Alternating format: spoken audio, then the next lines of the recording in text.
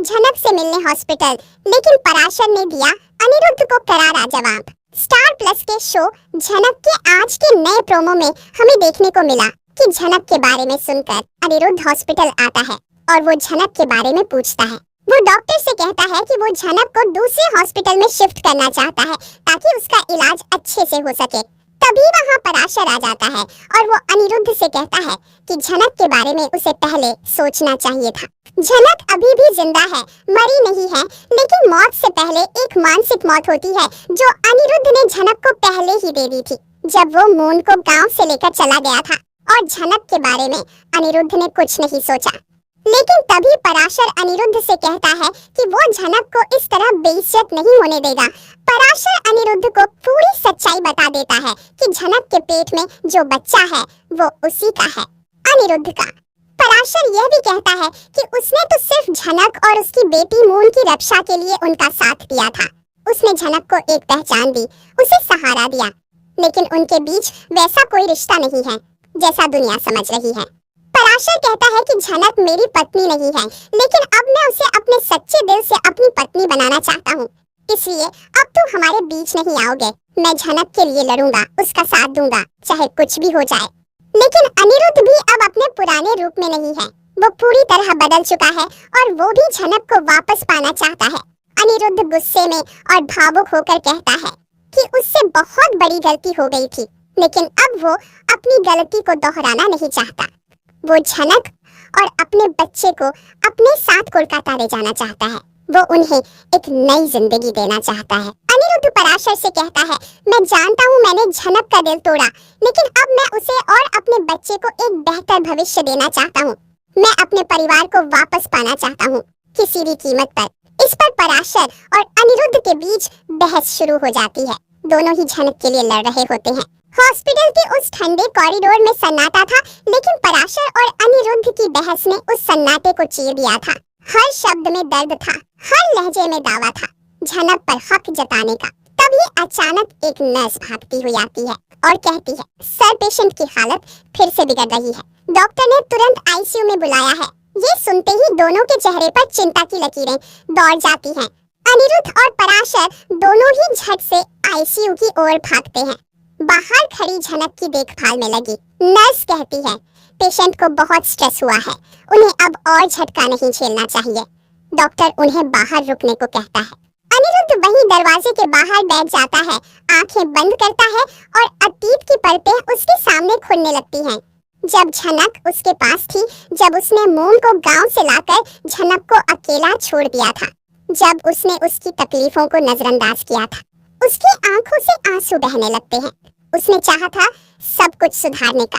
वहीं पराशर दूसरी ओर खड़ा था, चुपचाप। उसका दिल भी डरा हुआ था, कहीं झनक को कुछ हो गया तो। जिस औरत ने उसे इंसान बनाया, उसे फिर से जीने की वजह दी, उसका क्या होगा?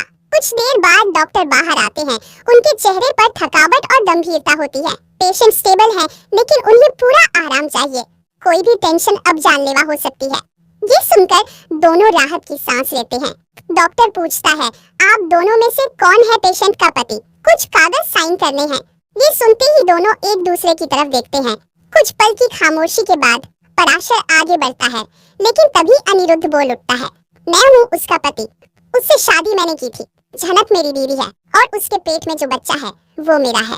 पराशर रुक जाता है, फिर धीमे से कहता है, लेकिन जो उसका साथ पिछले कई महीनों से दे रहा है वो मैं हूँ। झनक की जिंदगी में तुम जब नहीं थे तब मैं था, और जब वो टूटी हुई थी तब मैंने उसे संभाला था। डॉक्टर बीच में बोलता है, मुझे सिर्फ लीगल हस्बैंड के साइन चाहिए, बाकी बातें आप लोग बाद में सुलझा लें। अनिरुद्ध पेपर्स पर साइन करता है। पराशर एकदम शांत खड़ा रहता है। थोड़ी देर बाद झनक को होश आ जाता है। उसकी आंखें खुलती हैं और तभी उसकी नजर अनिरुद्ध पर पड़ती है। वो चौंकती है, फिर नजरें फेर लेती है, लेकिन अनिरुद्ध आगे बढ़कर उसका हाथ पकड़ लेता है। झनक, मुझे माफ कर दो, मैं जानता हूँ मैंने तुम्हें बहुत तकलीफ दी है, लेकिन अब मैं तुम्हें फिर से खोना नहीं चाहता। मैं तुम्हें और हमारे बच्चे को अपने साथ कोलकाता ले जाना चाहता हूँ। हम तीनों एक नई जिंदगी शुरू करेंगे। झनक उसकी आंखों में देखती है। पराशर पीछे खड़ा ये सब देख रहा होता है, लेकिन कुछ नहीं बोलता। झनक धीरे से कहती है, अनिरुद्ध, माफ करना आसान होता है, लेकिन भूलना नहीं, जब मुझे तुम्हारी सबसे ज्यादा जरूरत थी तुम नहीं थे। आज जब मैं जीना सीख चुकी हूँ, अपने पैरों पर खड़ी हूँ, तो क्या फिर से तुम्हारे साथ चलना सही होगा? अनिरुद्ध झुककर कहता है, झनक, मैं अब वो इंसान नहीं रहा जो तुम्हें छोड़ गया था। मैं बदल चुका हूँ और मैं साबित करके दिखाऊंगा कि मैं एक अच्छा पति और अच्छा पिता बन सकता हूँ। झनक कुछ नहीं कहती, उसकी आंखें फिर से भीग जाती हैं। तभी पराशर बोल पड़ता है, अनिरुद्ध, अगर तुम्हें लगता है कि सिर्फ सॉरी बोलकर सब ठीक हो जाएगा तो तुम गलत हो। झनक को अब फैसला करना होगा, वो किसके साथ रहना चाहती है। ये सुनकर पूरा माहौल ठहर जाता है, सबकी निगाहें झनक पर टिक जाती है। झनक धीरे से उठकर बैठती है, उसकी आवाज कांप रही होती है, लेकिन शब्द मजबूत होते हैं।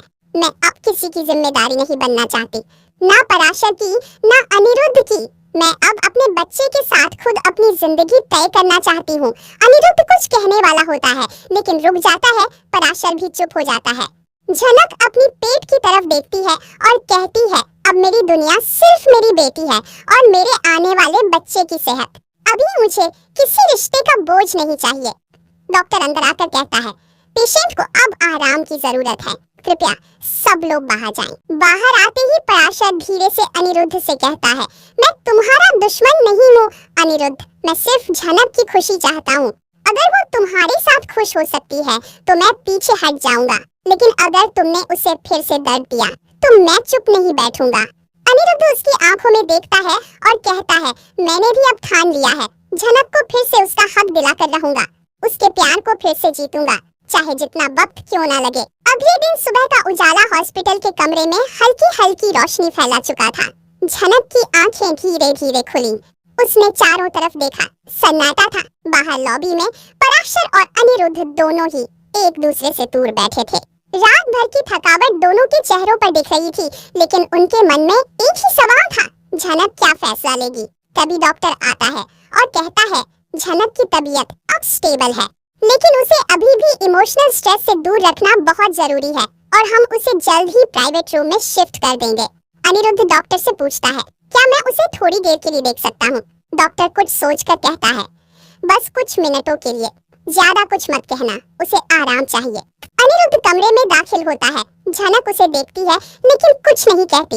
अनिरुद्ध धीरे से कुर्सी खींचकर बैठता है। झनक, मैं जानता हूँ कि ये वक्त तुम्हारे लिए आसान नहीं है। अनिरुद्ध की आवाज में गम और पश्चाताप था। मैं कुछ भी कहूँ वो तुम्हारे दर्द को मिटा नहीं सकता, लेकिन मैं यहाँ सिर्फ ये कहने आया हूँ कि मैं अब तुम्हारा सहारा बनना चाहता हूँ। झनक ने एक गहरी सांस ली। अनिरुद्ध, मेरे भीतर जो जख्म है वो वक्त के साथ शायद भर जाएं, लेकिन मुझे अब खुद पर भरोसा करना है। मैं अपने फैसले किसी और के भरोसे नहीं छोड़ सकती।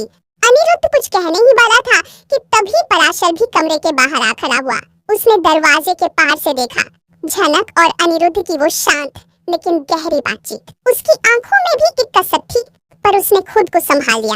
कुछ देर बाद जब अनिरुद्ध बाहर निकलता है, पराशर उसके सामने आकर कहता है, मैंने तुम्हें रोका नहीं क्योंकि मैं झनक को अपने फैसले खुद लेने देना चाहता हूँ। लेकिन एक बात समझ लो अनिरुद्ध, वो अब कमजोर नहीं है और अगर तुमने दोबारा उसे तकलीफ दी तो इस बार मैं पीछे नहीं हटूंगा। अनिरुद्ध गंभीरता से सिर हिलाता है। मैं झनक को अब सिर्फ मजबूरी में नहीं, मोहब्बत में पाना चाहता हूँ। अगर उसे वक्त चाहिए तो मैं दूंगा, लेकिन मैं हार नहीं मानूंगा। उधर झनक सोच में डूबी हुई थी। उसकी आंखों के सामने बीते सालों की तस्वीरें तैर रही थी। उसकी शादी, मून की पैदाइश, अनिरुद्ध का साथ छोड़ना, पराशर का सहारा देना, और अब ये दो रास्ते फिर उसके सामने खड़े थे। लेकिन इस बार झनक खुद को किसी राह पर नहीं झोंकना चाहती थी। उसे अब अपनी बेटी और आने वाले बच्चे के लिए सही निर्णय लेना था। अगले दिन झनक को प्राइवेट रूम में शिफ्ट कर दिया गया। नर्स ने बताया कि कुछ देर में काउंसलर आएंगे ताकि झनक की मानसिक स्थिति को समझा जा सके। इसी बीच कॉलेज की एक पुरानी दोस्त श्रुति, जो अब एक मोटिवेशनल थेरेपिस्ट बन चुकी थी, उससे मिलने आई। झनक ने उसे देखकर हैरानी जताई। तू यहाँ कैसे? श्रुति मुस्कुराई। तुम्हारी खबर सुनी तो रुक नहीं पाई। सुन, मैं तुझे ये बताने नहीं आई कि कौन सही है या कौन गलत। मैं बस ये कहने आई हूँ कि तुझे अब अपने लिए सोचना चाहिए। लोगों ने तुझे बहुत कुछ कहा, बहुत तोला, अब वक्त है कि तू खुद अपने दिल की सुने। झनक की आंखों में पानी आ गया। वो पहली बार खुलकर रोई, जैसे बरसों से जमा दर्द आज बाहर निकल आया हो। श्रुति ने कहा, झनक, तू अब मैं है और माँ कभी कमजोर नहीं होती। तुझे अपने बच्चों के लिए वो रास्ता चुनना होगा जो तुझे सुकून दे, न कि वो जो सिर्फ समाज को अच्छा लगे।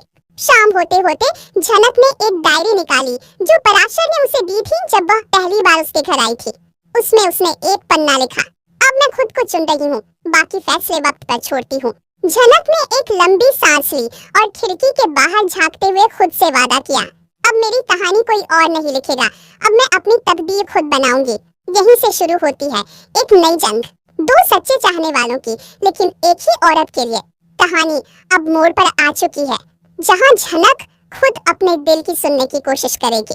क्या वो अनिरुद्ध को फिर से एक मौका देगी या पराशर को वो प्यार दे पाएगी जिसकी वो सालों से आस लगाए बैठा है?